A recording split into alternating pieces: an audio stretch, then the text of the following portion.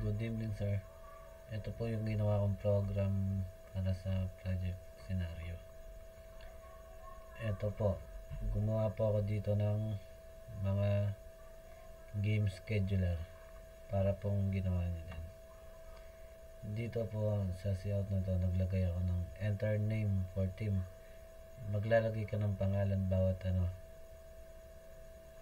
bawat team. Dito pa si layout na to, team name cannot be empty. Hindi po pwedeng maging walang pangalan.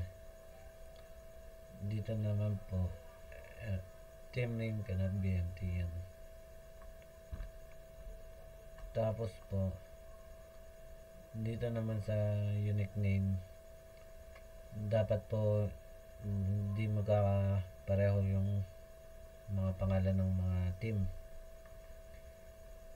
Tapos din po dito, yan, dito na po nagano yung vector. Dito naman po, enter the number of soccer team. Eto po, maglalagay po kayo dito para kung ilang gusto nyong teams na maglalaban-laban.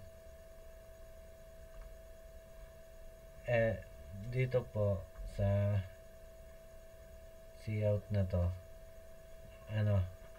hindi po pwedeng maging isa lang yung teams. Dapat po dalawa pataas. Yun lang po. Try po natin i-run.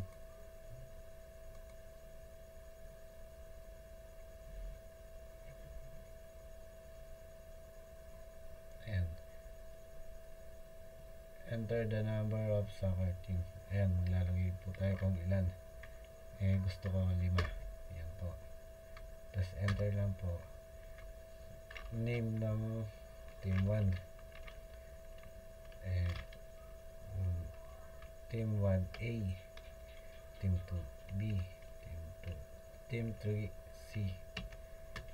Team 4D. Team 5E. Ayan po, lalabas na po yung mga schedule ng game nila. Dito po, wala po, hindi isa po walang magkakaparehas dyan. Tapos po, ito naman po yung project scenario. There's an ayan po. Ganyan po. Dito po linagay kung team Adibas may Cloctus Channel Shamel. Ayan lang po yung 4 na teams na yan. Tapos dito naman po yung code.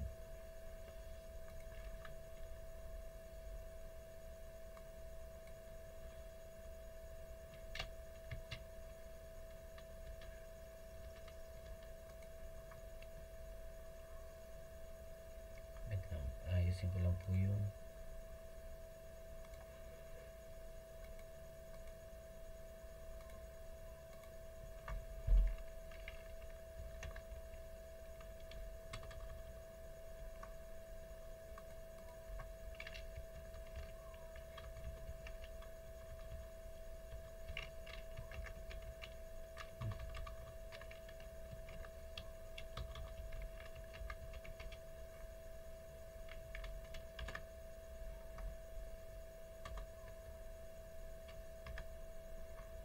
ito naman po yung code linagay ko po dito.